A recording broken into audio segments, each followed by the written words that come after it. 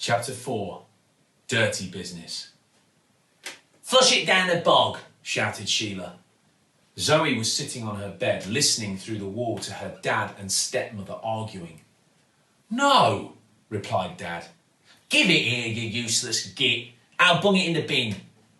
Zoe often sat on her bed in her two small pyjamas, listening through the paper-thin wall to her father and stepmother arguing way past her bedtime. Tonight they were, of course, shouting and screaming about Ginger Nut, who had died that day. As they lived in a flat on the 37th floor of a dilapidated council block, which leaned heavily and should have been demolished decades ago, the family didn't have a garden. There was an old adventure playground in the central concrete square, shared by all the blocks in the estate. However, the local gang made it too dangerous to venture near. "What are you looking at?" Tina Trotts would shout at anyone passing by.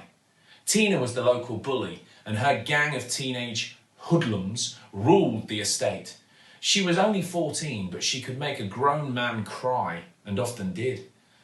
Every day she would flob on Zoe's head from the flats as the little girl walked to school. And every day Tina would laugh, as if it was the funniest thing in the world.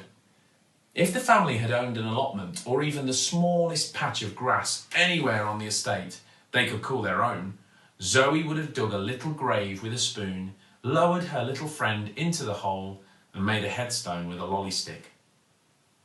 Ginger Nut, much loved hamster, expert breakdancer, and sometime body popper, sadly missed by his owner and friend Zoe. R.I.P. But of course, they didn't have a garden. No one did. Instead, Zoe had wrapped her hamster carefully in a page from her history exercise book. When her dad finally returned home from the pub, Zoe gave him the precious little package.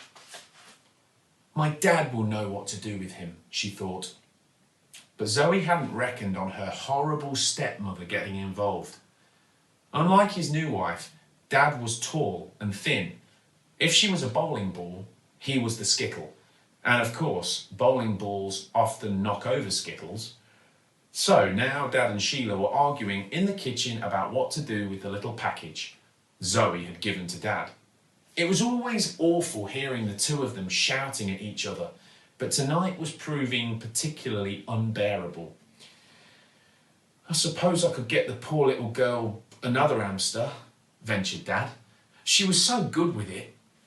Zoe's face lit up for a moment. Are you crazy? Sneered her stepmother. Another hamster? You are so useless. You can't even get a job to pay for one. There are no jobs, pleaded Dad. You're just too lazy to get one, you useless git. I could find a way. For Zoe. I love that girl so much. I could try to save up some of my benefit money. And that's hardly enough to keep me in prawn cocktail crisps, let alone feed a beast like that. We could feed it leftovers, protested Dad. I'm not having another one of those disgusting creatures in me flat, said the woman. It's not a disgusting creature. It's a hamster. Hamsters are no better than rats, Sheila continued. Worse! I work all day on my hands and knees keeping this flat spick and span. She does no such thing, thought Zoe. The flat is an absolute tip.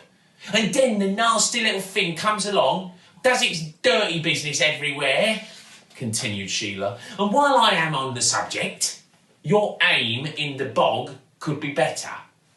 Sorry. What are you doing? Put a sprinkler on the end of it? Keep your voice down, woman. The little girl was once again finding out the hard way that secretly listening to your parents talk could be a very dangerous game. You always ended up hearing things you wished you never had.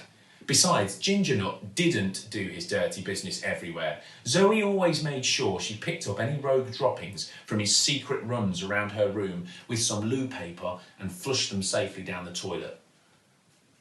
I'll take the cage down the pawn shop then, said Dad.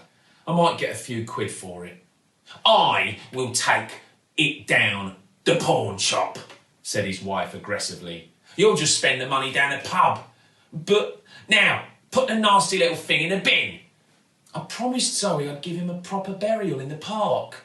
She loved Ginger Nut. Taught him tricks and everything. Oh, they were pathetic. Pathetic!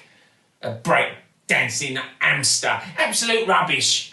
Well, that's not fair. And you're not going out again tonight. I don't trust you. You'll be back down the pub. Well, it's shut now.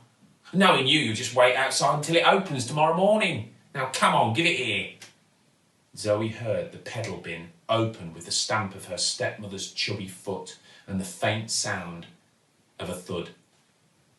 With tears streaming down her face, Zoe lay down in bed and covered herself with her duvet.